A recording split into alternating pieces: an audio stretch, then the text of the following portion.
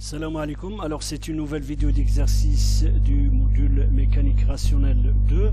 Aujourd'hui on entamera les exercices de la série numéro 2 qui concernent la cinétique d'un solide. Alors on commencera par l'exercice 1. Alors vous avez ici deux tiges homogènes OA et AB, chacune de masse M et de longueur L, sont articulées entre elles en A. La première tige est mobile autour de O, voilà, qui est un point fixe. Les deux tiges sont assujetties à rester dans le plan vertical, voilà, dans le plan OX0, Y0. Calculer pour ce système appelé bipendule. Premièrement, le moment cinétique en haut, le moment dynamique en haut, l'énergie cinétique du bipendule et enfin la résultante cinétique du système. Voilà. Alors, je reprends ici l'énoncé de l'exercice avec la figure qui représente le bipendule constitué de deux tiges articulées en A entre L et en O et de longueur L chacune de masse M. Voilà. Alors on commencera par le moment cinétique en haut de ce système. Alors j'ai jugé utile de faire un petit rappel sur le moment cinétique avant d'entamer l'exercice. Voilà. Alors le moment cinétique par définition d'un solide S en un point A dans son mouvement par rapport à un repère R0 est donné par, voilà, il faut faire attention, chaque fois qu'on définit le moment cinétique, on doit le définir par rapport à un point, voilà, point quelconque, A. S, c'est-à-dire le moment cinétique au point A du solide, d'un solide quelconque, par rapport au mouvement de ce solide, par rapport à un repère R0.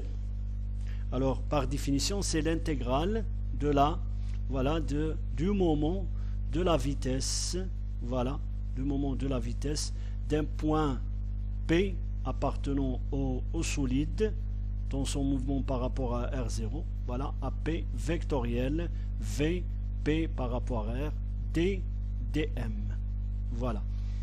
Ou encore c'est, on peut voir la chose comme le moment par rapport à un point A de la quantité de mouvement de la masse centrée autour de P. Voilà, la masse dm centrée autour du point P. Voilà, avec l'intégrale. C'est la somme de tous ces moments. Voilà. Alors, où VPR est la vitesse du point P du solide S par rapport à R0.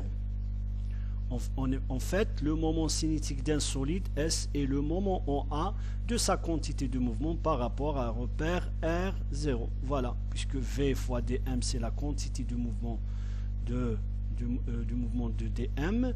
Voilà, et on a appliqué le moment à cette quantité de mouvement. Et on fait la somme sur tout le solide. On peut choisir un point B du solide, par exemple le point du centre de masse G. Alors on va voir après que on va utiliser le centre d'inertie, le centre de masse du solide G, tel que, voilà. Mais dans le cas général, on va prendre un point B. Alors le moment cinétique au point A égale AP vectoriel VP R0 dm. Maintenant, la relation de Charles nous permet d'écrire AP comme AB plus BP vectoriel VP R0 dm.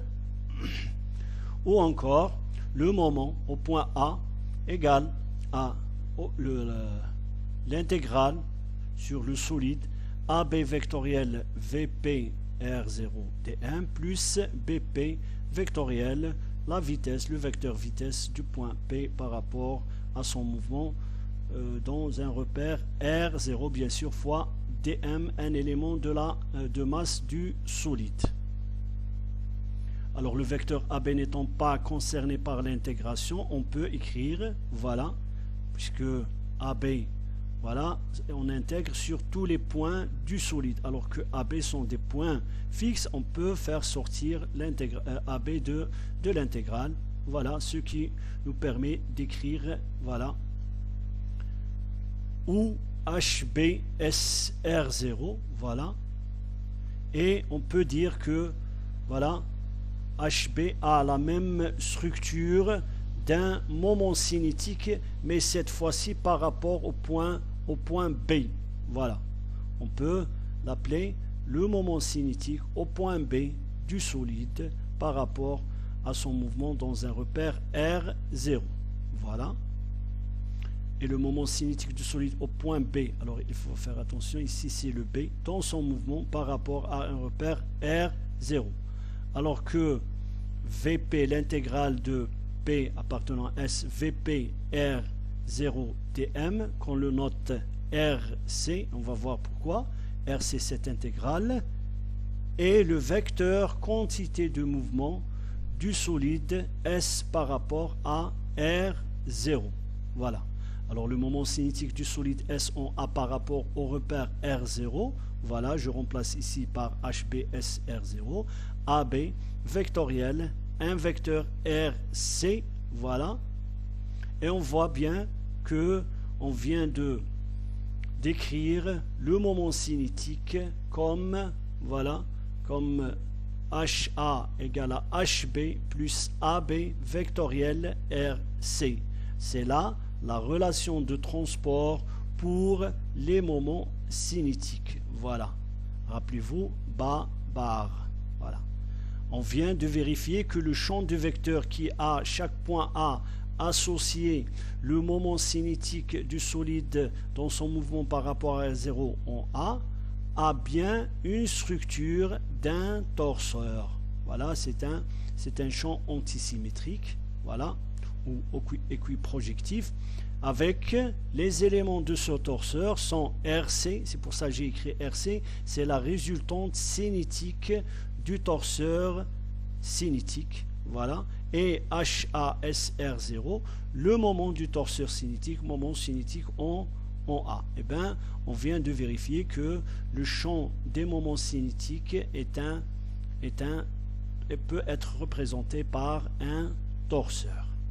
Voilà, bien sûr, voilà le torseur cinétique C du solide par rapport à son mouvement en R0 au point A.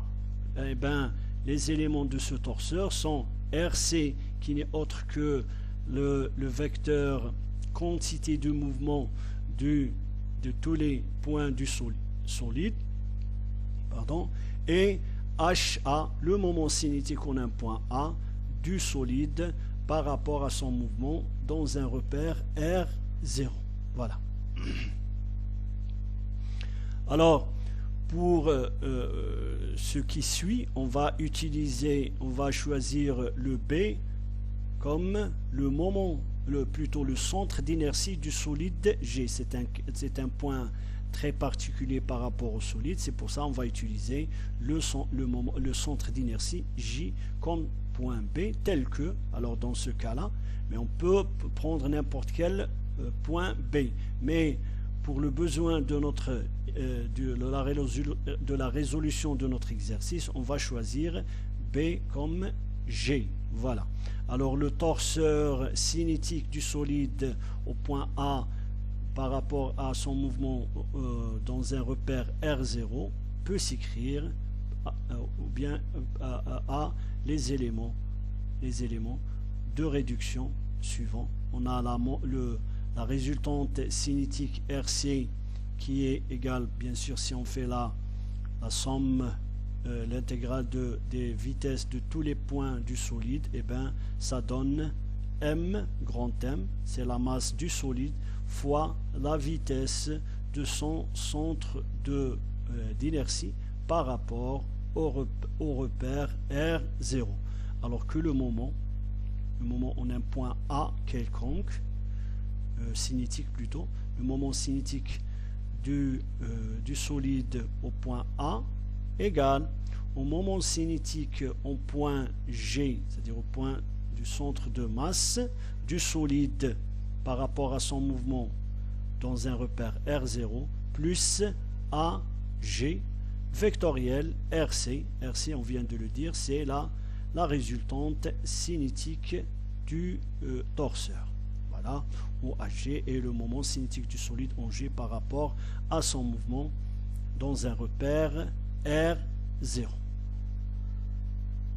Dans ce cas, la résultante cinétique, vecteur quantité du mouvement solide, est donnée par, voilà, bien sûr je viens de l'écrire, il faut mettre ici grand M au lieu de petit m, voilà, où VGR est la vitesse du centre d'inertie du solide S de masse M par rapport au repère R0.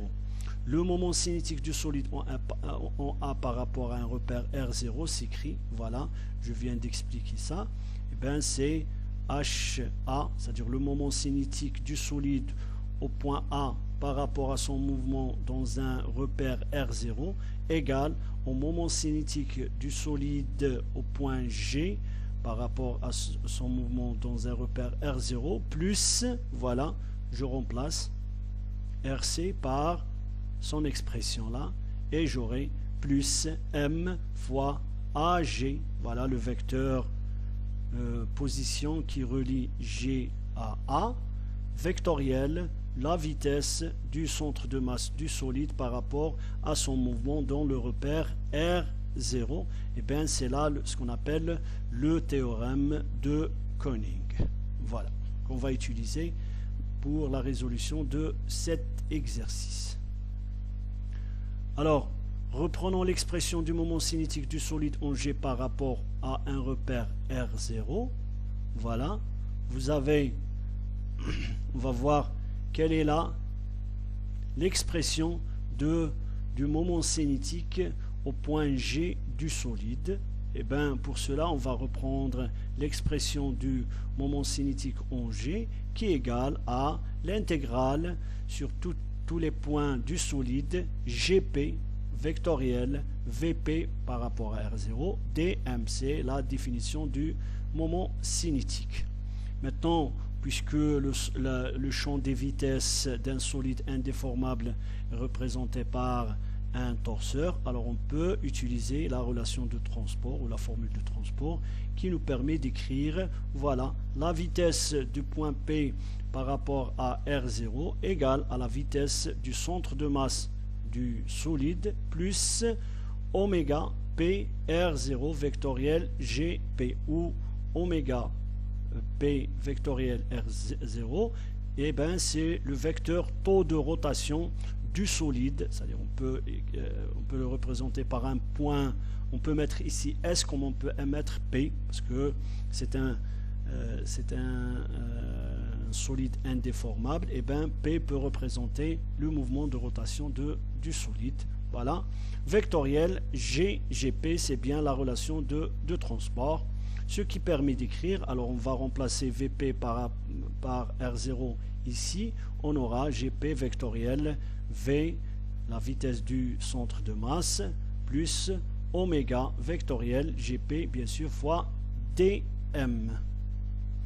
Ou encore, voilà, on a deux intégrales ici, voilà, on a la première intégrale GP vectoriel vitesse du G, dm, plus GP vectoriel oméga vectoriel GP dm. Alors, puisque le vecteur V ici dans la première intégrale VGR0 n'est pas concerné par l'intégration, on peut écrire, c'est-à-dire on peut le faire sortir de l'intégrale, voilà, de l'intégrale, c'est-à-dire l'intégrale se fait juste sur GP dm vectoriel VGR0. Mais rappelez-vous, la définition, par définition, le centre de masse G est défini tel que l'intégrale sur tout le système, c'est-à-dire tout le solide, du vecteur GPdm égale à 0. C'est-à-dire que la première intégrale ici va être nulle.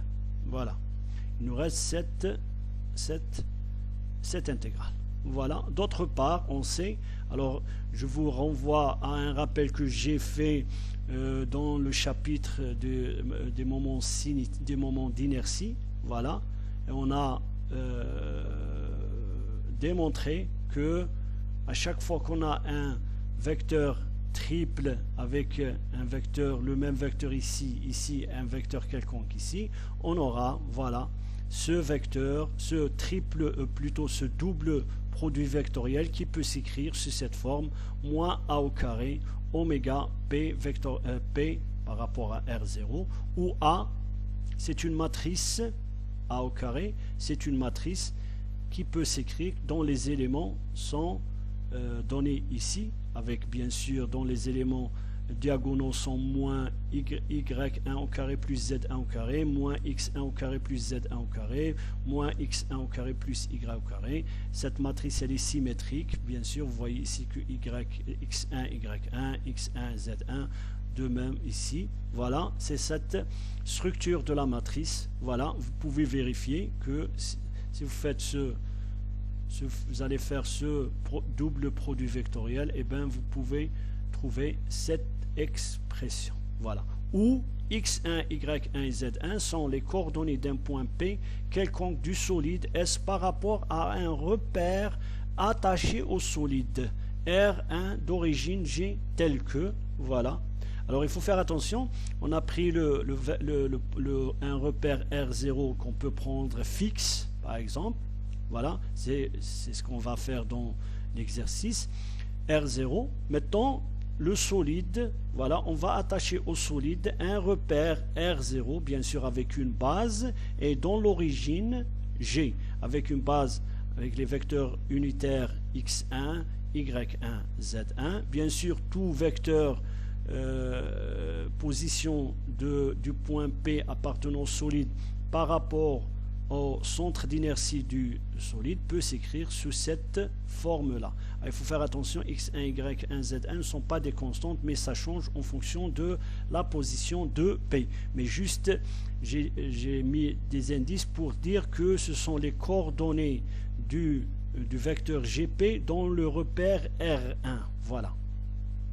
Et bien sûr, oméga P vecteur, par rapport à R0, c'est le vecteur taux de rotation du point P du solide par rapport au repère R0. Voilà.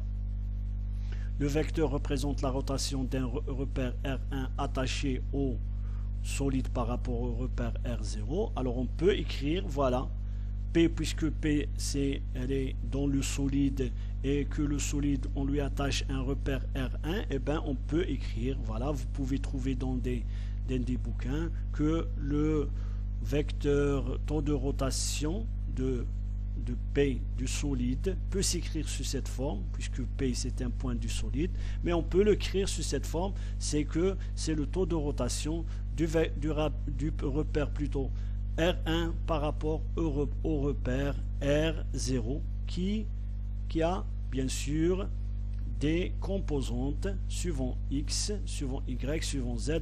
On peut avoir par exemple le même vecteur on peut l'écrire dans le repère R0 comme on peut l'écrire dans le repère R1. Voilà, on va voir une application dans l'exercice. Voilà. Ainsi on a, voilà, H, c'est-à-dire le moment cinétique au point G du solide dans son mouvement par rapport au repère R0. Voilà, je remplace, voilà, puisqu'il y a juste cette intégrale. Cette intégrale, on vient de le voir qu'elle est nulle. Et bien, je remplace ce double produit vectoriel par cette expression-là. Et j'aurai en fin de compte, voilà, l'expression du vecteur HG, c'est-à-dire le moment cinétique au point G du solide dans son mouvement par rapport au repère R0, égale à moins, voilà, puisqu'il y a un moins ici, voilà, moins A au carré, oméga R1 par rapport à R0, c'est-à-dire le mouvement, la rotation du repère R0 par rapport au repère plutôt du repère R1 par rapport à R0, dm, voilà, puisque le vecteur taux de rotation n'est pas concerné par l'intégration, on peut le faire sortir de l'intégrale. Par définition, voilà, vous pouvez voir aussi c'est-à-dire le rappel que j'ai fait pour le chapitre moment d'inertie. On vient de donner une définition à cette intégrale d'un carré d'une matrice, et bien c'est I, G, X1, Y1, Z1, voilà. Avec I, G, X1, Y1, Z1 n'est autre que la matrice d'inertie du solide S en G relativement à la base G, X1, Y1, Z1 du repère R1. Voilà, il faut faire attention. Voilà, c'est cette I, c'est la matrice d'inertie. Avec qui s'écrit, voilà, on l'a vu déjà, que cette matrice a la structure. Bien sûr, c'est juste, on va faire l'intégrale de tous les éléments de cette matrice, D1 bien sûr, et on trouve, voilà, la matrice qu'on a déjà vue dans le chapitre précédent du centre d'inertie. Voilà, c'est cette matrice qu'on doit calculer. Bien sûr, avec GP1 égale à X1, X1 vecteur, Y1, Z1, avec P appartenant au solide. Bien sûr, G appartient aussi au solide. Finalement, on trouve que le moment cinétique au point G, alors ici, il faut faire attention, c'est du solide et non pas de R1, du solide. Bien sûr, on peut, puisque R1 est attaché au solide, mais l'écriture juste, c'est que c'est HGS par rapport à 0. Voilà, c'est I, voilà la matrice d'inertie fois le vecteur taux de rotation de la rotation de R1 par rapport à R0. Alors, en fin de compte, le théorème de Koenig, voilà qu'on a écrit, voilà, je remplace HGS R0 par son expression et j'aurai en fin de compte, voilà, le moment cinétique au point A du solide par rapport à son mouvement dans R0 égale à, bien sûr on peut écrire R1, on peut remplacer S par R1 puisque R1 est attaché au solide, égale à HG R1 par rapport à R0, qu'on peut l'écrire, voilà, je viens de voir que c'est le produit d'une matrice d'inertie fois le vecteur taux de rotation, plus, bien sûr, M, AG vectoriel, VG par rapport à son mouvement dans R0. R1 est un repère attaché à S de masse M et de centre d'inertie G, et R0 un repère par rapport auquel se fait le mouvement de S. Alors le solide S, le bipendule étant composé de deux tiges TOA, bien sûr, on va utiliser cette expression, le théorème de Koenig, pour trouver le moment cinétique au point O du repère R0. Voilà. Alors, le solide S bipendule étant composé de deux tiges TOA et TAB, c'est-à-dire c'est T pour tige, articulées entre elles, il est utile de choisir un repère fixe R0 de base OX0, Y0, Z0 par rapport auquel le mouvement du système se fait. Voilà. C'est pour ça on va choisir ce repère OX0, Y0, bien sûr Z0 pointe vers nous. Voilà, c'est un repère fixe. Voilà, par rapport auquel le mouvement des deux tiges se fait. Voilà. On attache à chaque tige des deux tiges, voilà, un repère mobile, voilà, R1, voilà, le centre, son centre, c'est G1, voilà l'origine, G1, bien sûr avec X1 dans cette, voilà, on va choisir toujours un repère direct, de telle façon que X1 c'est dans cette direction, Y1 dans cette direction, et Z1 pointe vers nous, il est confondu avec Z0. Et pour la tige AB, on choisira aussi un repère dont le centre est le centre d'inertie de la tige G2, avec bien sûr Y2 dans cette direction, X2 dans cette direction, et Z2 confondu avec Z0 et Y0 et pointe vers nous, bien sûr avec un angle alpha que fait la tige dans son mouvement par rapport à la verticale, c'est-à-dire par rapport à l'axe X0, et bêta, l'angle que fait la tige AB dans son mouvement par rapport à la verticale, voilà, x0. Voilà, c'est l'angle, voilà, de rotation.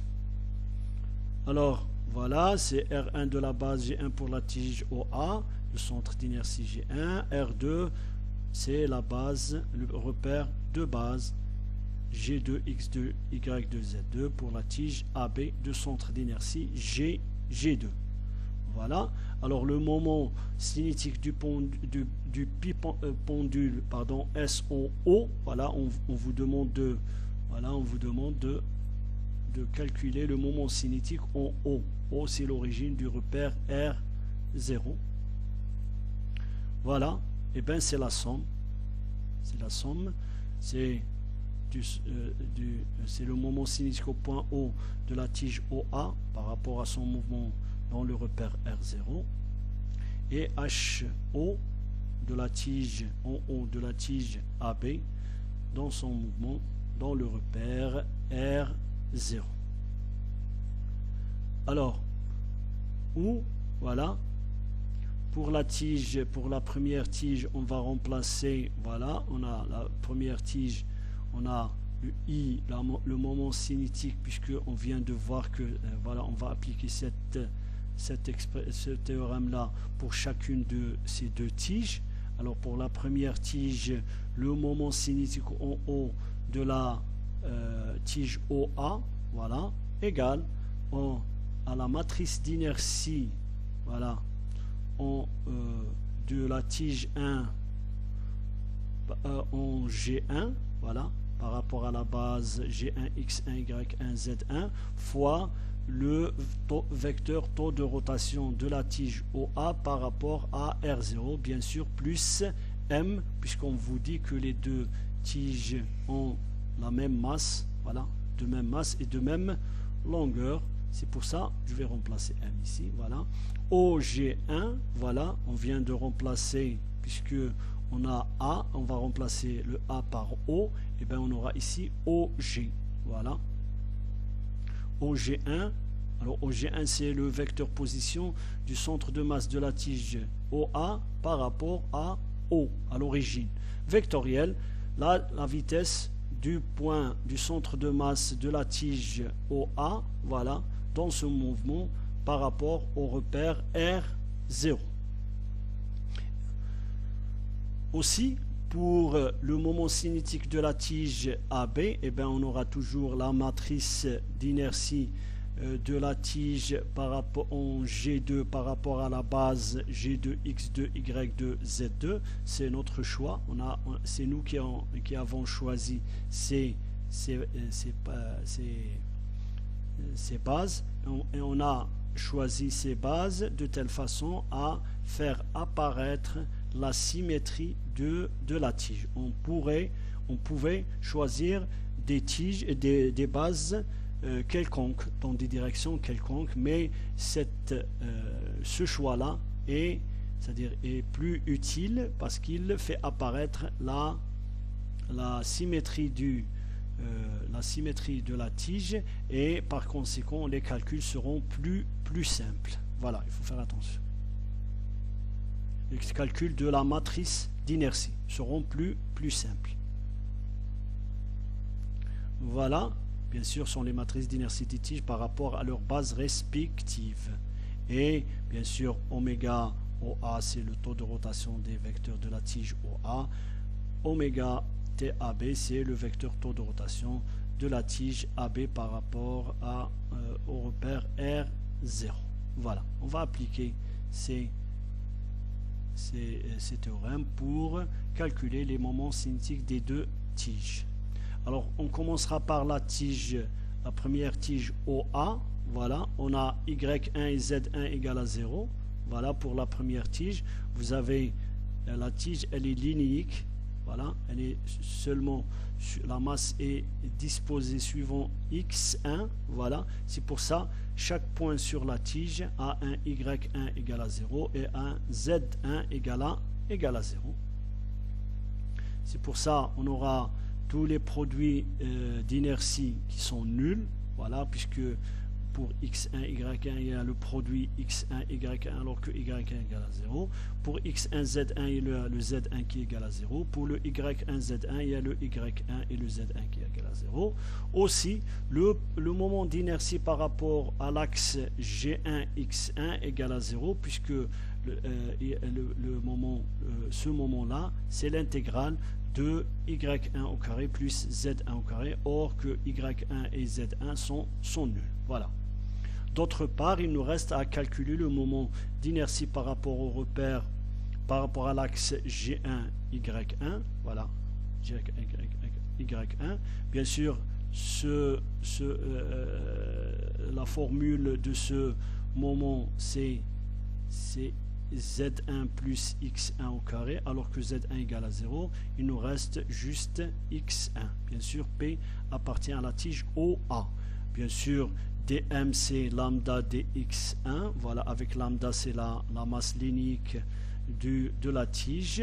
Bien sûr, la tige a une longueur L, mais il faut voir que le centre G1 est au centre, voilà, au centre, c'est pour ça l'intégrale se fait entre moins L sur 2 à L sur 2, bien sûr, x1 au carré dx1.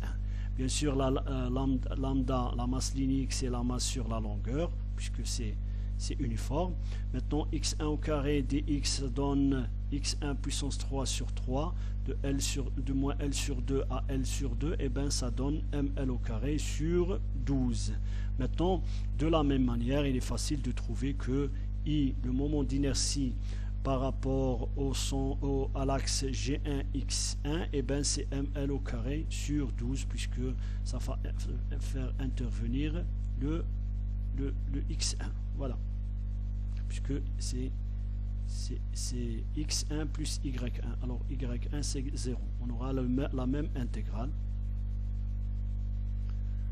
Ainsi, la matrice d'inertie de la tige OA en G1 relativement à la base G1, X1, Y1, Z1 qu'on a choisi s'écrit, voilà, vous avez le I G1, X1 qui est égal à 0, tous les produits d'inertie sont nuls, il ne reste que ces deux éléments, voilà, ml au carré sur 12, ml au carré sur 12. Voilà, on vient de trouver la matrice d'inertie de la tige OA en G1 par rapport à la base choisie. D'autre part, on a besoin de trouver le vecteur taux de rotation de la tige TOA. Voilà. Et bien, sur la figure, vous voyez que la tige fait une rotation, voilà, dans le plan OX0, Y0. Et bien, le vecteur taux de rotation, c'est un vecteur qui est perpendiculaire à ce plan, c'est-à-dire il est dirigé suivant Z0 et avec une valeur de la vitesse angulaire qui est alpha point, c'est la dérivée de la vitesse. C'est pour ça on a écrit, voilà, oméga, voilà, alors, le taux de rotation de OA par rapport à R0, et bien c'est alpha point Z0. Voilà, on a écrit le taux de rotation dans le repère R0. Maintenant, on a besoin aussi de trouver OG1, c'est-à-dire là le vecteur position de G1, le centre d'inertie de la tige OA par rapport à l'origine du repère fixe O. Voilà, et vous pouvez voir facilement que c'est L sur 2 cosinus alpha suivant x0, L sinus alpha suivant alpha suivant y0. Voilà. L sur 2 cos alpha x0 plus sinus alpha y0. Maintenant, le vecteur vitesse, c'est la vitesse absolue puisque on va dériver par rapport à un repère fixe. C'est pour ça que j'ai mis cet indice-là. Alors, c'est juste pour indiquer que la dérivée par rapport au temps se fait par rapport au repère R0. Voilà, j'ai mis le 0 ici. OG, voilà, c'est la vitesse absolue de G1 par rapport au repère 0, et bien je dérive juste cette expression là, j'aurai, voilà, L sur 2 alpha point moins sinus alpha x0 plus cosinus alpha y0. Ainsi, voilà, alors je remplace tous ces ingrédients dans cette expression là, voilà, dans l'expression, dans cette expression-là, j'ai le I, j'ai le oméga, j'ai le OG1, j'ai le VG par rapport à R0. Voilà, j'aurai en fin de compte la matrice fois le vecteur oméga plus ML au carré. Voilà, c'est on a OG, voilà ce vecteur-là. Je l'ai écrit sous cette forme. Voilà, il y avait le L sur 2 cos alpha sinus alpha 0. Voilà, et le sinus, vous avez L alpha point sur 2. Et bien, vous avez ML au carré sur 4 alpha point, le vecteur produit vectoriel entre ces deux vecteurs, ce qui donne, voilà, ben, on va faire le produit de cette matrice par ce vecteur-là. Et bien, vous avez 0, vous avez 0, vous avez ML au carré sur 12 alpha point. C'est un vecteur. Si vous avez par rapport à x, c'est 0, par rapport à y, c'est 0, par rapport à z, vous avez cosinus au carré plus sinus au carré qui est égal à 1, et en fin de compte, on aura, voilà, plus ML au carré sur 4 alpha fois le vecteur unitaire 0, 0, 1. Maintenant, la somme de ces deux vecteurs, c'est quelque chose de très facile. Et bien, on trouve que le moment cinétique en haut de la tige OA, dans son mouvement dans le repère R0, c'est le vecteur 0, 0, ML au carré sur 3 alpha point. Bien sûr, le vecteur est écrit dans le repère R0. Voilà. Maintenant, pour la tige TAB, on a toujours Y2 et Z2 égale à 0. Alors, les produits d'inertie sont nuls. Maintenant, IJ2, c'est-à-dire le moment d'inertie par rapport à l'axe G2X2 égale à 0, puisqu'il y a le Y2 et le Z2 qui égale à 0. Maintenant, les deux tiges étant semblables, il est facile de vérifier que voilà, les deux autres moments d'inertie IJ2, Y2 et IJ2, Z2 égale à ML au carré sur 12. C'est quelque chose de très simple, voilà, puisque les deux tiges sont semblables par rapport au calcul de leur moment d'inertie. Ainsi, la matrice d'inertie de la tige, bien sûr, vous aurez cette matrice, voilà, elle est la même que celle pour la tige OA, voilà. Bien sûr, le taux de rotation de la tige AB, eh ben, c'est B.Z0, voilà.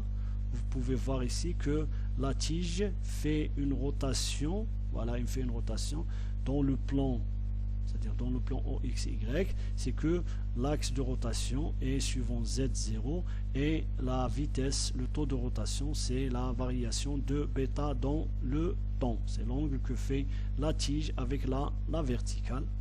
Voilà. On aura, voilà, bêta.Z0.